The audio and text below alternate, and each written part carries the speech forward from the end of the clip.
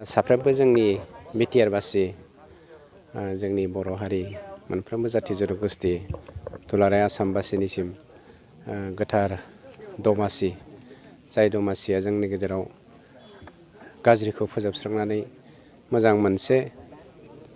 सानस्रि लाबोनायजों लोगोसे थासारि सोमजिनायनि मोनसे रंजामा बे रंजामाया बयनिबो जिउआव गोजोननाय आरो हामलायथि लाबोथों बेखौनो आंनि गोरबोनिफ्राय आं साफ्रोमबो जोंनि सुबुं माहारिनि बा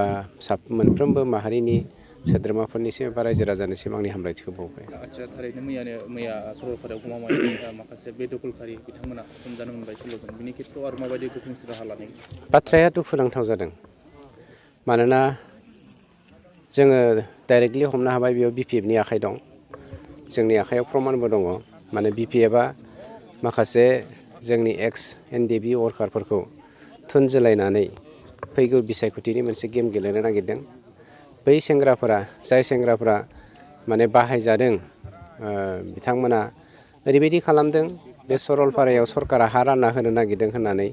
मानसिफोरनि गेजेराव भुवा मोनसे मेसेज हरलाबायनानै दुखुनांथावै सिबाय रायजो राजाफ्रा जेबो मिथियालासेनो फैबाय ओमफ्राय गावसोरो बिसिनि मेइन थांखियानो जादों पलिटिकेल कनफ्लिक्ट रायजो राजाफोरखौ बेवहाय इनभल्भ खालामनानै माबोरै पलिटिकेल लाबालाब खालामनो हागोन गतिके जोंनियाव माखासे लिस्ट दंखासै बे लिस्टनिफ्राय रावबो बारग'नो हाया जायफ्रा इनकारेज होदों जायफ्रा लिडिं खालामदों बेखौ जोङो हमखागोन रायजो राजाया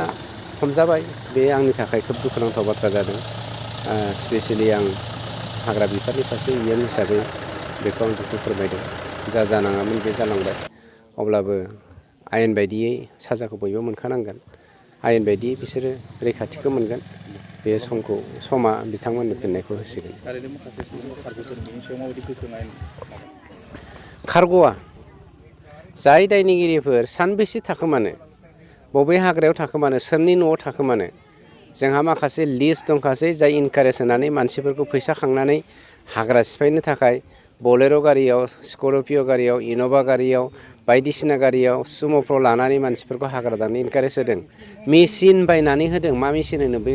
गर होनना हाग्राया दंफां हाग्राया हन्डा नामा बेखौ सिन्थाय बिसोरो बायनानै होदों बेयाव बिपिएफनि आखाइ दं आरो बेनिफ्राय रावबो बारग'नो हाया इउपिपिएलआ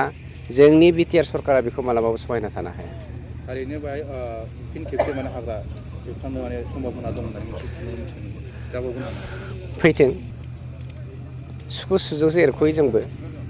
सैमाखौ थांगोनजोंसो बुयो जोंबो लावथिजों बुवा नुनो मोनदोंदि फरेस्टारफोरनि जिखिनि दायनिगिरिया साजा मोनगोन बेवहाय जाम्बा जाम्बिखौ जोङो लोब्बा थानायखौ जोङो लुबैयाखैमोन सिबायफ्रा जेबो मिथिया खोब दुखु फोरमायदों दा बिसोरजों जों सावरायनो मोन्दों दायनिगिरिखौ जों मालाबाबो निमाहा होआ बिसोरो साजाखौ मोनखागोन माबायदि निरापत्ता बाहायनाय जागोन बे जायगायाव निरापत्तानिथ' गोनांथि गैया रायजोफ्रा सांग्रां जाखाबाय बे बाराव जाय फैगोन बिसोरो माने ओरैबायदि गोसोनि मानसि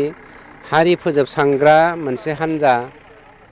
समाजखौ गाहायाव खोख्लैग्रा मोनसे हान्जा प्रिथिबिखौ फोजोबस्रांनो नागिरग्रा मोनसे हान्जा गावनि थै दै जिउ इयुन जेखौबो मिन्थियै मोनसे हान्जा जागोन आरो बिनि फिथाइखौ जोङो बिराद गोख्रोङै होगोन एमएलए इलेक्सननि थाखायथ' बिपिएफआ खारबायानो जोंहा बेनि थाखाय जों दाबो स्टाडि खालामबाय दङ जों बेखौ नोजोर होथ'वाखै रायजो राजाया देग्लायथ' जोंजों दंखायो जों बेहाय एसेबां सानथ'वाखै खिन्थु जोंबो स्टार्ट खालामनो थांगासिनो दङ चन्दनाथ' फेक्टरानो नङा चन्दना 200 कौटि लायबिलिटिस खालामनानै कौटि थाखाजों गेलेनानै हटेलाव माबायदि बिथाङा माने मा डेन्स खालामो मा मेथाइ खनग्रावो सोरखौ होख्रावहरो सोरखौ 2टा 3टायाव बखिहरो बेफोरनि फिथाइखौ जों बावैसोनो होनो थांगासिनो